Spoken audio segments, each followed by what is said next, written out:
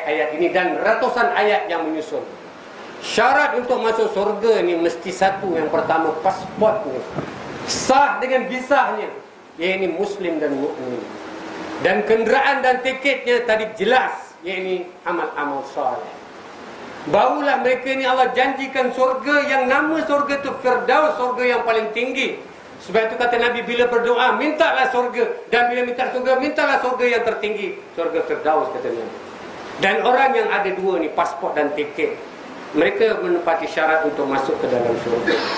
Apa kata Allah SWT syarat tadi? Iman dan amal soleh. Pada banyak ayat di antaranya kata Allah, tilka hududullah, yang demikian menjadi undang-undang ketetapan Allah SWT.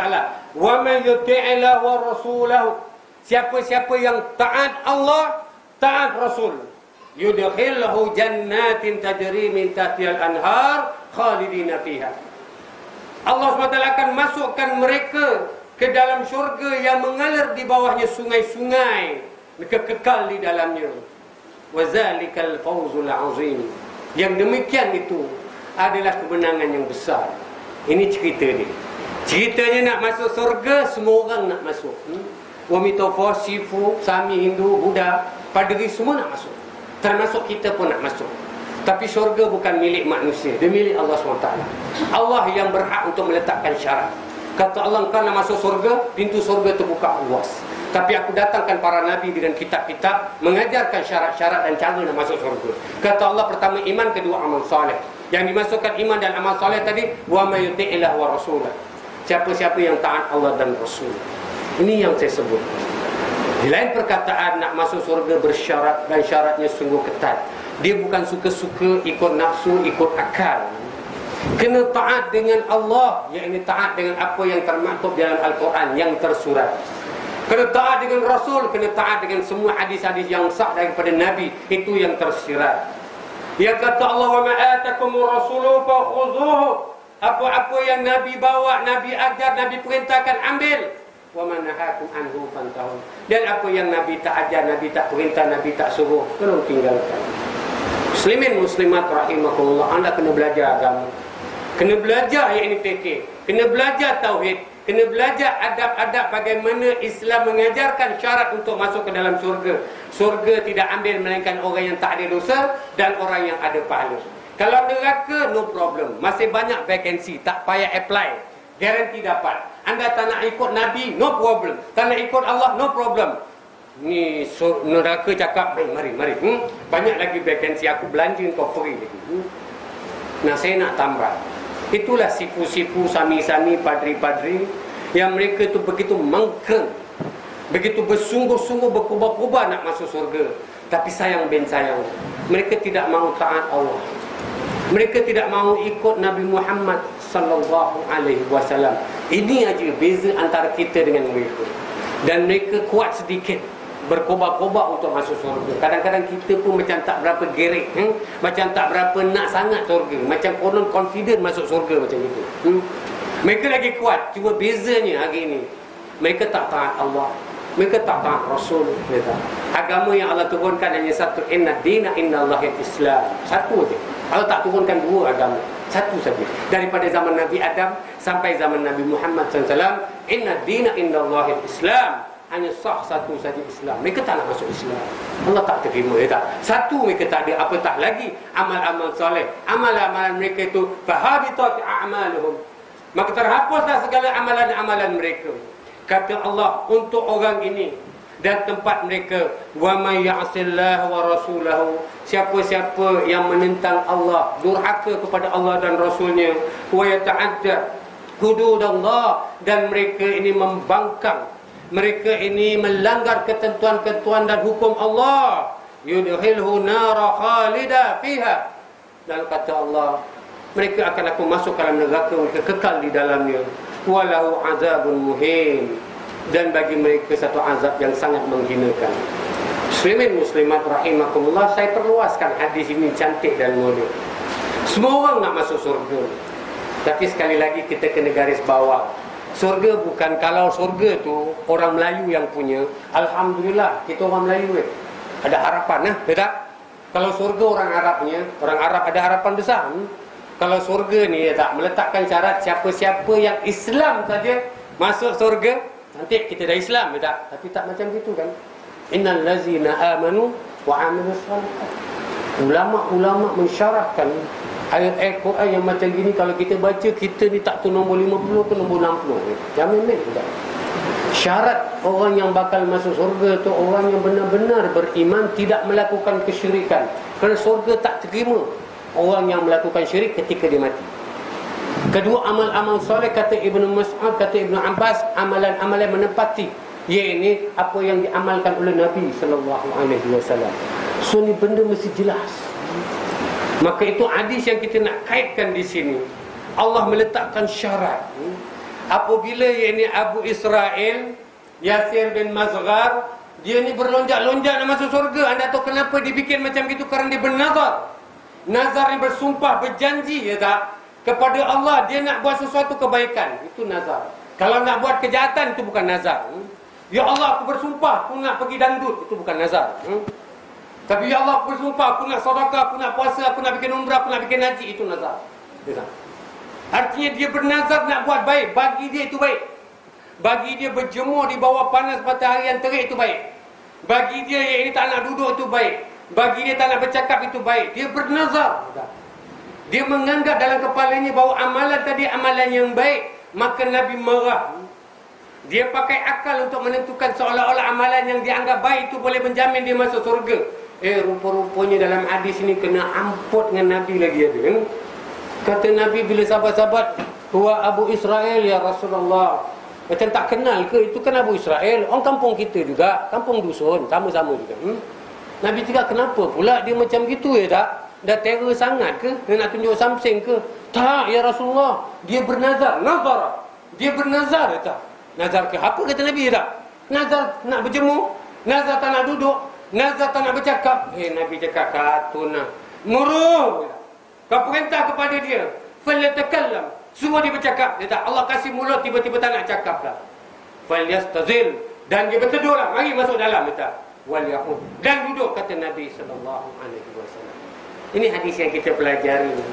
Seolah-olah kata Nabi, tinggalkanlah perbuatan-perbuatan yang sia-sia, perbuatan-perbuatan yang menurut akal kita macam baik, rupanya agama menolak keras. Kata Nabi, berhentilah daripada melakukan perbuatan-perbuatan yang menyalah-nyalah, perbuatan-perbuatan yang melampau-lampau, melebih-lebih dalam beragama. Kembali kepada fitrah Allah untuk manusia. Allah jadikan manusia dalam satu kejadian yang laqad khalaqnal insana fi ahsani taqwim.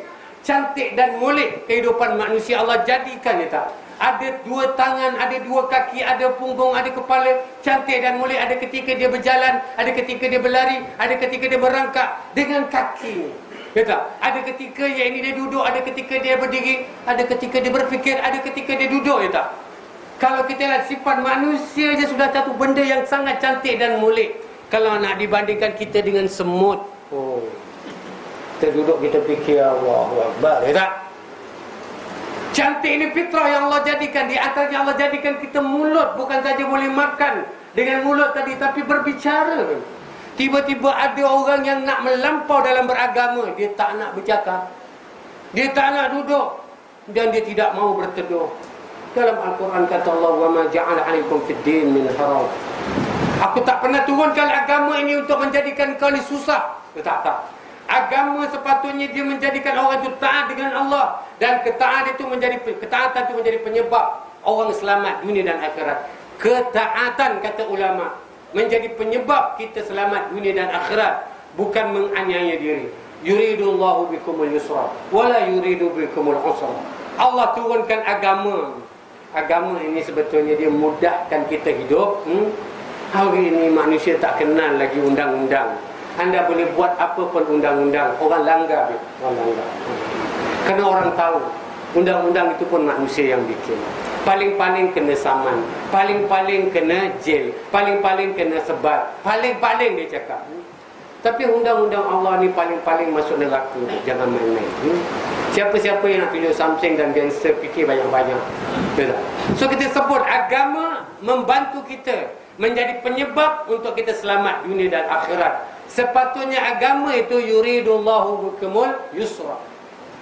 Allah nak permudahkan kita, bukan nak menyusah-nyusahkan kita. Ini yang kemarin saya ceritakan kepada para jemaah. Bila Nabi SAW nampak ada A'rabiyun, Arab Badui yang kencing di salah satu penjuru masjid, dia tak? Sahabat-sahabat kejar, Nabi larang. Kata Nabi SAW kepada para sahabat, dia tak? Kamu tidak diutuskan, dia tak? Untuk menyusah-nyusahkan. Yassiru wa la tu'assiru. Permudahkan, jangan kamu susah-susahkan. Basyiru wa la tunaffiru. Beri berita gembira, jangan kamu takut-takutkan. Inilah Islam. Islam turun mengajar kita benda-benda yang insya-Allah kalau kita taat, selamat dunia dan akhirat. Itu yang dimaksudkan dalam hadis ini.